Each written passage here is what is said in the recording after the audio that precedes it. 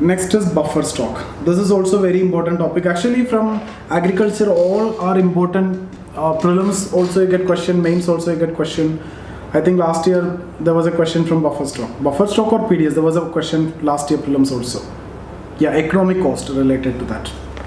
There was a question that I'll discuss today. Right.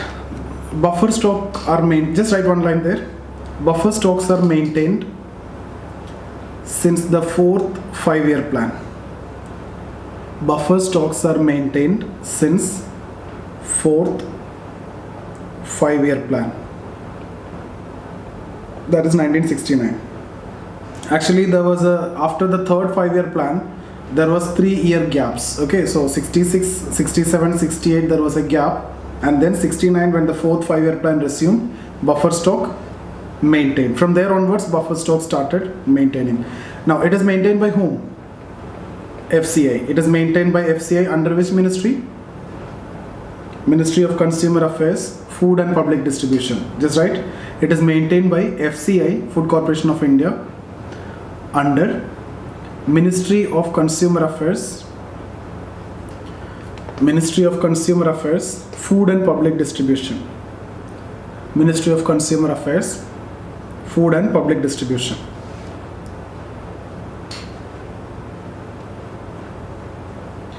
Objectives. What are the main objectives? First one, food security. Obviously, there's the most important one, food security. Second one, price stabilization. Price stabilization. Okay, so if you have buffer stock, in case if the price is going up, why the price is going up? Demand is there, supply will be less. So if you have buffer stock, you can pump the supply, right? So that you can manage the price like that. Okay, so price stabilization is one thing, another objective. So food security and price stabilization, this is the two main objectives. And the third objective is also very important, to operationalize PDS, public distribution system, to operationalize PDS and other welfare schemes like food security act, etc. Okay, so to operationalize PDS. So main objective, food security, price stabilization, operationalize PDS and other welfare schemes. Now mainly in terms of wheat and rice. Okay, so it is maintained in wheat and rice, and the quantity vary from 21 to 41 metric ton. Okay, so there are some buffer stock norms also. Nobody will ask you this in an exam, but just for your knowledge I'll tell you. By 1st of Jan, it has to be 21.41 metric ton. Okay, 1st of April, it has to be 20.04 metric ton. 1st of July, it has to be 41.12 MT. 1st of October, it has to be 30.77 MT. Okay, so it is actually varying, depends on two factors. One important factor is related to production, harvest. Second, based on requirement. Okay, now you know wheat is a rabi crop, rice is a kharif crop, so it depends on season also, the quantity will vary. This 21.41, in this there will be contribution from rice and wheat, right? This will vary, depends on the season. Okay, rice is a kharif crop and wheat is a rabi crop, so it depends on the season, you will see variation, and depends on harvest, depends on production also, you will see variation. That is not important. Okay, so it will vary from 21 to 41. That is something which you can keep in mind, and it will vary on the basis of what? Firstly, on the basis of production, secondly on the basis of season also. Okay, now who fixes this buffer stock norms? Buffer stocks norms are fixed by CCEA, Cabinet Committee on Economic Affairs. Before also we have discussed, when we discussed about PD, we have discussed about MSP, right? So buffer stock norms are fixed by Cabinet Committee on Economic Affairs. It is usually revised every 5 years.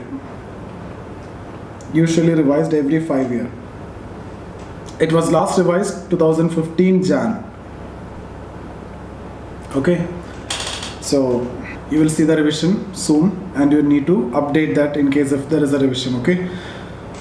So now when we discussed about price stabilization fund, I have also talked about pulses, right? So government also created buffer stock of pulses. If you remember last day, I have discussed this towards the end, price stabilization fund. Under that, a buffer stock of pulses also maintained, but only 2 metric ton under price stabilization scheme. Okay. So I've told you before, it was onion and potato, and it depends on volatility. So a buffer stock of pulses also maintained under price stabilization scheme of 2 metric ton. Okay, now the current ratio, see, almost 1/3 of the wheat and rice is actually procured by FCI only. So almost 1/3 is actually, that means 33.3% or 34% is actually procured by FCI. And what is the ratio? The current ratio, I'll give you 45% is wheat and 55% is rice. So just note down this ratio also, 55% rice and 45% of wheat. So that's about buffer stock. We will see some issues with respect to buffer stock. Again, mains question, buffer stock is also very important for your mains. Directly there in your syllabus, so you should know this. First and most important one, excessive stocking. Excessive stocking. Actually more than 2 times the norms, excessive stocking. That is a most important problem. Second one, limited storage facility. So the problem is with the storage, limited storage facility. So excessive stocking and limited storage facility, combining these two, what will happen? Combining these two, there will be wastage, huge wastage. Fourth point, you can write mishandling and corruption. Mishandling and corruption. See, actually, for liquor production, this is used. Rotten grains is actually used, right? So it is purposely allowed the grain to get rotten, so that you can use it for alcohol consumption, alcohol making, liquor production, and that will be more profitable. And so mishandling, so it is intentional or unintentional. This means mishandling, it is actually intentional. This wastage is intentional or unintentional? It is intentional only. Okay, because that once it is rotten, it can be used for liquor production. So even the wastage is also due to the corruption only. Okay, it is not that by taking money giving it to someone, it is allowing it to get wasted also as part of corruption. Okay, now one more point you can write. The relevance of holding excessive stock has reduced. The relevance of holding excessive stock has reduced because of significant forex reserve. Can anyone explain this point? The relevance of holding excessive stock has reduced because of significant forex reserve. Can you explain this point? Now what I'm saying is, nowadays there is no relevance of holding too much of food grain, excessive food grain, because we have enough forex. See, before, in case of import, we can import it if in case of any scarcity to maintain the food security. Yeah, we can actually import it. Before we faced a lot of problem. Yeah. We faced a food scarcity. At that time, we didn't even had to pay 3 weeks of import bill. So we were facing acute problem with the forex side also, and we didn't have enough forex reserve. At the same time, food shortage also. Now there is no food shortage. There is no forex related problem. In case if you face any shortage, still you can import because you have huge forex. It is closing 500 billion, right? So more than that forex is there, so no problem. Next point, trade policy is better and cost effective. One more point under that, trade policy is better and cost effective. Cost effective price stabilization measure. Trade policy is better and cost effective price stabilization measure than stocking. See, most importantly, I want to talk here about the trade policy, better trade policy. Before, since your custom duty and all is high, there was not better trade policy. You had problems in importing, but now even the trade policy is also better. So you can import in case if there is any shortage. There is not much problem that you're going to face in case of shortage. So there is no point in keeping huge. Obviously, you have to maintain buffer stock, but no need to keep huge buffer stock. It will obviously go as wastage. So you have better forex, you have better trade policy, so you have to utilize that. So that is one of the issue. In fact, you can write it as a solution also.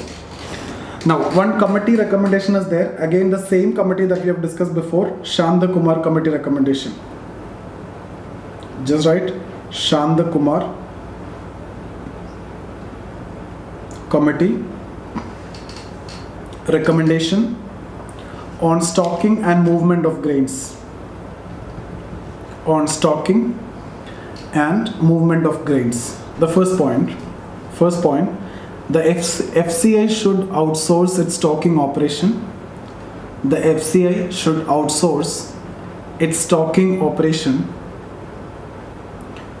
to center and state warehousing corporations. FCI should outsource its stocking operation to center and state warehousing corporation and private warehouses. So FCI should outsource this to center and state warehousing corporation and also to private warehouses. Second, covered and plinth, CAP, covered and plinth. So covered and plinth storage, covered and plinth storage should be phased out, and no grain should remain under CAP, covered and plinth, for over 3 months. What do you mean by this covered and plinth?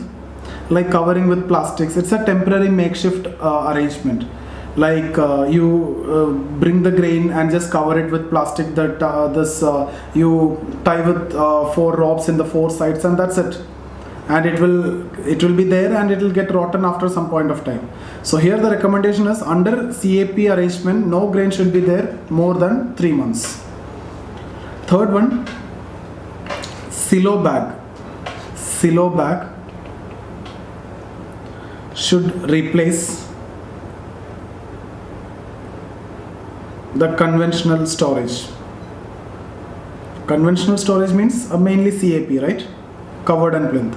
So silo bag means proper metallic storage, proper containers, so that it will not get rotten, it will not go wastage. So silo bag, okay. Silo bag should replace the CAP arrangement. Next one, storage and movement of grains should be automated and containerized. Storage and movement of grain should be automated and containerized. Storage and movement of grain should be automated and containerized. Okay, like use of the computers, ICT, information communication technology, all those things. Next point, storage sacks should have ears for holding. That means what? If you can, otherwise what will happen when the sacks, when it is loaded, during loading as well as unloading, what the people who's unloading, what they do, they just take a hook and they will just pluck it in the sack and then they'll just drag it, right? So what will happen? All these grains will get wasted. There will be a hole in the sack and that will get wasted. So instead, if you have ears to hold the sacks, then this wastage will not be there. You will properly hold it, and then there is no need to put a hole or using a hook or anything is not required. So that is what storage sack should have ears for holding. Then next point, the FCI should dispose of the excess stocks. Excess stocks means in bracket you can write over buffer stock norms. in bracket over buffer stock norms through open market sales schemes. Open market sales schemes or export. That means if you see just now I've told you there are 5 times the buffer stock norm is there. This is huge stocking and this is going as wastage. So over and above what you have more than the buffer stock norm, you have to sell it either through open market sales schemes or you have to export it. So that is normal recommendation only. You don't want to write it as Shanta Kumar recommendation. In case if you get a question, you can write it normal recommendations from your side. That's about buffer stock.